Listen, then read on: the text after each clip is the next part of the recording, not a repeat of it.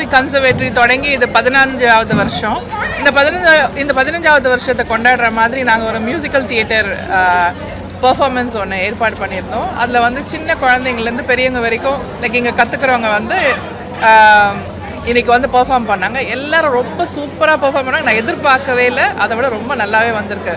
So இந்த musical theatre பெர்ஃபார்மன்ஸ்ன்றது வந்து இதில் வந்து உங்களுக்கு வந்து பாட்டு மட்டும் இல்லாமல் மியூசிக் மட்டும் இல்லாமல் அதில் வந்து ட்ராமா, டயலாக் எல்லாமே சேர்ந்து அதில் வந்திருக்கு. ஸோ ஒருத்தவங்க அந்த பெர்ஃபார்மன்ஸில் இருக்காங்கன்னா அவங்க வந்து எல்லா விதமான இதுலேயும் அனுபவமும் அவங்களுக்கு கிடச்சிரும். ஸோ இது நான் என்ன சொல்கிறதுனா இது இன்றைக்கி ரொம்ப சக்ஸஸ்ஃபுல்லாக ரொம்ப ரொம்ப நல்லா வந்துச்சு. எனக்கு ரொம்ப சந்தோஷமாக இருக்குது.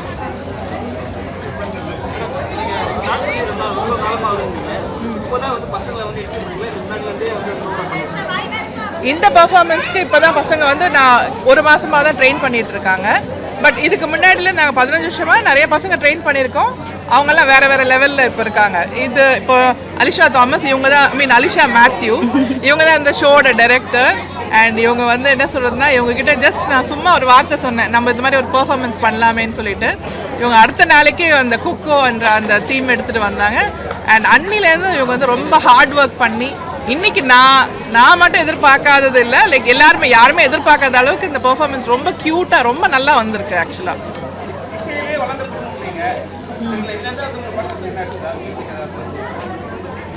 என்னோட சைடில் என்ன அவங்க வந்து என்கிட்ட ஏதாவது ஹெல்ப் கேட்டால் நான் பண்ணி கொடுத்தேன். அவங்க எது கேட்டால் நான் நோன்னு சொல்லாமல், பிகாஸ் ஒரு ப்ரொடக்ஷன் சைட்லேருந்து நம்ம வந்து ஃபுல்லாக ஹெல்ப் பண்ணால் தான் அவங்களால அந்த அவுட்புட் நல்லா கொண்டு வர முடியும்.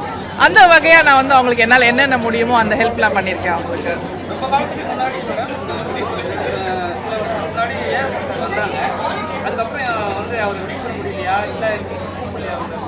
இல்லை, இந்த ஈவெண்ட்டில் இப்போ டெல்லியில் ஒரு ஈவெண்ட்டில் இருக்கிறாரு, அதனால் வர நான் இன்வைட் பண்ணேன்.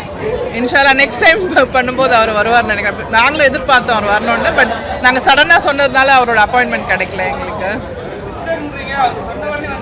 இல்லைங்களே, அவரோட பெர்ஃபார்மன்ஸ் ஏற்கனவே அவருக்கு புக் ஆயிடுச்சு இல்லையா, ஸோ அங்கே இருக்கார் அவர். ஆமாம், நான் வீடியோ எடுத்திருக்கேன், அவர் கண்டிப்பாக நான் போட்டு காமிப்பேன்.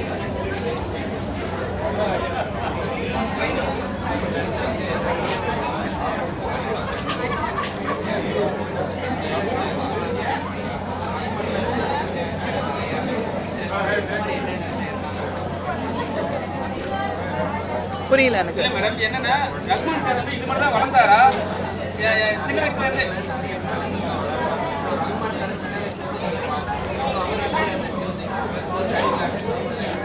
ஆக்சுவலாக வந்து அவருக்கு இங்கே கிடைக்காத அனுபவத்தை வந்து இங்கே இருக்கிற இந்திய மக்களுக்கு, தமிழ்நாட்டு மக்களுக்கு கொடுக்கணுன்றதுக்காக தான் இந்த மாதிரி ஒரு வித்தியாசமான ஒரு ஸ்கூல் அவர் ஆரம்பிச்சிருக்காரு.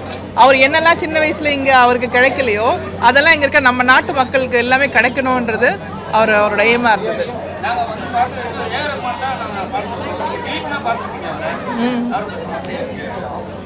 நான் திலீப்பாவும் பார்த்துருக்கேன். இப்போ வந்து அவர் ஏஆர் ரஹ்மானும் இருக்காரு. லைக் அந்த வயசுலையுமே வந்து அவருக்கு ரொம்ப சின்சியரிட்டி. லைக் அவர் எப்போவுமே நைட்டில் போயிட்டு அவர் ஒரு ரூமில் தனியாக அவர் பாட்டு அவர் ப்ராக்டிஸ் பண்ணிகிட்டு இருப்பார். இல்லை ஏதாவது எலக்ட்ரானிக் இதை வந்து லைக் என்ன சொல்ல ஒரு மிக்சரோ ஒரு இதுவோ ஏதாவது ஒன்று அவர் ஏதாவது வேலை பார்த்துட்டே தான் இருப்பார். ஸோ அந்த காலத்துலேருந்து அவர் விளையாடுறதோ இது பண்ணுறதோ அந்த மாதிரிலாம் இல்லாமல் ஃபுல்லாக அவர் மியூசிக்கில் தான் இருந்திருக்காரு.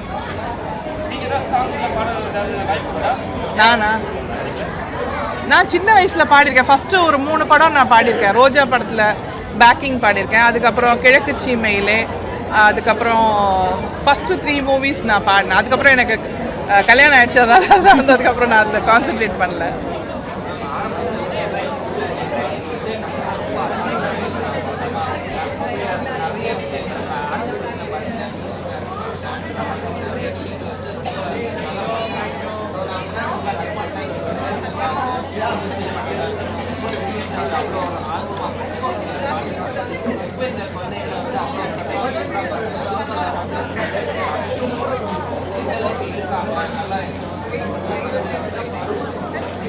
அந்த காலத்தில் இதெல்லாம் கற்றுக் கொடுக்கறதுக்கு இல்லை, பட் இருந்தாலுமே இருக்கிற சின்ன என்ன சொல்கிறது நமக்கு கிடைச்ச வசதியை வச்சு எங்கள் அண்ணன் வந்து அவர் இவ்வளோ நல்லா பண்ணிகிட்ருக்காரு. இப்போ இருக்கிற பசங்களுக்கு வந்து ரொம்ப அவ்வளோ கஷ்டம் கிடையாது. நம்ம ஈஸியாக நம்ம வெளிநாட்டிலேருந்து ஆளுங்களை இங்கே கொண்டு வந்து அவங்களுக்கு அதுக்குரிய ட்ரைனிங்கை கொடுத்து நம்ம வந்து பண்ண பசங்க ரொம்ப ஸ்மார்ட்டாக இருக்காங்க, கற்பூரம் மாதிரி இருக்காங்க. டக்கு டக்குன்னு எல்லாம் பிடிச்சிக்கிறாங்க. பாருங்கள், சின்ன குழந்தைங்க 1 மாதம் தான் ட்ரெயின் பண்ணோம், எவ்வளோ அழகாக பண்ணியிருக்காங்க பாருங்கள்.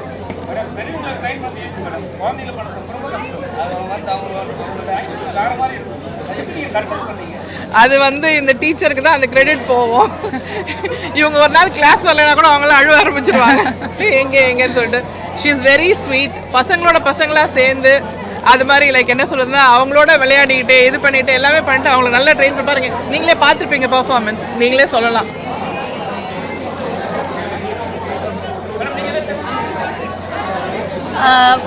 அவங்க இங்கிலீஷ்ல தான் பேசுவாங்க. Okay, English is okay? Yeah. I would like to thank ma'am, Fatima ma'am, for giving us all this opportunity, because one day ma'am came up to me and she asked me, can we do something based on a musical theatre? And she specifically told me, let's have a topic which everyone can connect to and which is fun. So I was going through so many stories, and this story of the movie, I really like this concept of Coco. So that is when I thought, okay, why don't we make it our own adaptation and then do it that way. And I would definitely like to thank my students, because a lot of my students were my support. My students were my backbone. So we all sat together, we made the script together, we did the music together, and then we had so many long night rehearsals. In KM, we got the opportunity to use the KM studio here. So those days were like really long days, and the auditorium. So we got all the opportunities and facilities from KM, especially at night. Even whenever we needed help, we went to Fatima ma'am, and she also made sure that food was available for us, even if it was late night rehearsals and everything. So the reason why we could pull off this musical is only because of the support that we got from the management, from the institution. Without that, we wouldn't have been able to. And I'm happy that most of my students got this opportunity. Right from my youngest student is 5 years, and my eldest is 55. I'm happy that from 5 to 55 I was able to cover all my students for this musical. So I'm grateful to God also for this, definitely for this opportunity. Hello everyone, நான் தான் அமியா ரஃபிக் பேசுகிறேன். And நான் இங்கே KM music கன்சர்வேட்டரிங்கிற ஒரு music காலேஜில் வந்து western vocals கற்றுட்டு இருக்கேன். அண்ட் இப்போ இன்றைக்கி எல்லோரும் வந்து எல்லா பசங்களும் கொக்கோ மியூசிக்கல் அப்படின்னு டிஸ்னியில் ஒரு படம் வந்திருக்கு, அதை வந்து ஒரு மியூசிக்கல் அடாப்டேஷனாக எடுத்து இங்கே எல்லாருமே வந்து அதை பர்ஃபார்ம் பண்ணுறாங்க. இங்கே வெறும் சிங்கிங் மட்டும் இல்லாமல் அவங்க ஆடுவாங்க, பாடுவாங்க, நடிப்பாங்க, ப்ராப்ஸு எல்லாமே இந்த ஆர்ட்ஸ் அண்ட் கிராஃப்ட் எல்லாமே பண்ணி ரொம்ப நாள் வந்து அவங்க கஷ்டப்பட்டு உழைச்சி இந்த ஒரு ப்ளே மாதிரி அவங்க பண்ணியிருக்காங்க. அண்ட் நம்ம ஊரில் வந்து இந்த மாதிரி மியூசிக்கல் அப்படின்னு பார்க்குறது வந்து ரொம்ப கம்மி. பட் இப்போ அவங்க கஷ்டப்பட்டு நம்ம இதெல்லாம் புதுசாக இன்ட்ரடியூஸ் பண்ணின்னு இருக்கோம். அண்ட் ரொம்ப ரொம்ப ஃபன்னாக இருக்கும், நல்ல ஒரு மெசேஜ் இருக்கும் இந்த ஸ்டோரியில். அண்ட் நம்ம யூனிக்காக இதில் என்ன இருக்குன்னா, நீங்கள் இந்த காலேஜில் எல்லா ஏஜோட ஸ்டூடெண்ட்ஸும் வந்து இங்கே பார்ட்டிசிபேட் பண்ணலாம். ஸோ நீங்கள் வெறும் குட்டி பசங்க மட்டும் பார்க்க மாட்டீங்க, லைக் எல்லா ஏஜஸ்லேயும் இருப்பாங்க. 40 வயசு, 50 வயசு, அப்புறம் சின்ன சின்ன பசங்க 6 வயசுலேருந்து 7 வயசுலேருந்து எல்லாருமே மியூசிக்கில் இன்ட்ரெஸ்டடாக இருக்கிறவங்க இங்கே வந்து கற்றுக்குறாங்க. ஸோ எல்லாத்தையும் அது நீங்கள் பார்த்து அதை என்ஜாய் பண்ணுறதுக்கு நானும் வெயிட் பண்ணுறேன், நீங்களும் பாருங்கள்.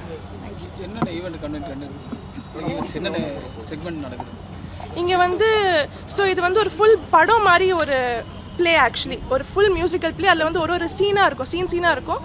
அதில் வந்து என்ன சொல்கிறது, ஸோ இந்த ஸ்டோரி வந்து ஒரு பையன் இருப்பான். அந்த பையன் வந்து எப்படி மியூசிக் வந்து ரொம்ப இன்ட்ரெஸ்ட் இருக்கும் அவனுக்கு. அவங்க வீட்டில் வந்து அலோவ் பண்ண மாட்டாங்க, ஏன்னா முன்னாடி ஏதோ பிரச்சனைனால அவங்க அது அலோவ் பண்ண மாட்டாங்க. அது எப்படி அவன் தாண்டி வரான்ங்கிறது தான் அந்த கதை. ஸோ இங்கே வந்து நீங்கள் பார்த்தீங்கன்னா ஒரு சின்ன ஒரு 10 year old ஒரு பொண்ணு தான் அந்த பையனோட ரோல் பண்ணுது. ஸோ அவங்க பண்ணுறாங்க. ஸோ அதில் வந்து நீங்கள் பார்ப்பீங்கன்னா அவங்க டான்ஸ் ஆடுவாங்க, டான்ஸ் ஆடிட்டே பாடுவாங்க, அழுவாங்க, அவ்வளோ எக்ஸ்ப்ரெஷன்ஸு.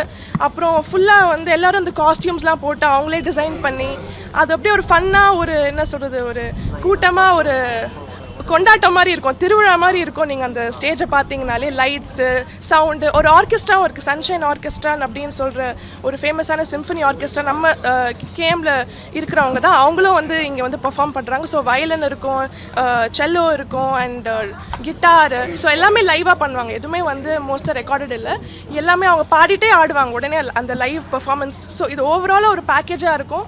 ஸ்டார்ட் டு எண்ட் வந்து ஒரு ஃபுல் மியூசிக்கல், ட்ராமா, டான்ஸ் எல்லா எக்ஸ்பிரஷன்ஸும் கொடுத்து ஒரு கொண்டாட்டமாக இருக்கும். ஸோ முன் காலத்துலலாம் வந்து ஃபுல்லாக நாடகமாக இருந்தது, இப்போலாம் வந்து அப்படி கன்வெர்ட் பண்ணி எல்லாமே புதுசாக மாற்றிட்டீங்க. இதில் என்ன புதுசாக இருக்கும்? இதில் என்ன நாடகமாக? ஃபர்ஸ்ட்லாம் நாடகம் தான் மேடம், சரிங்களா? ஸ்டேஜ்னாவே எல்லாமே மேக்கப் போட்டு எல்லாமே நாடகம் தான்.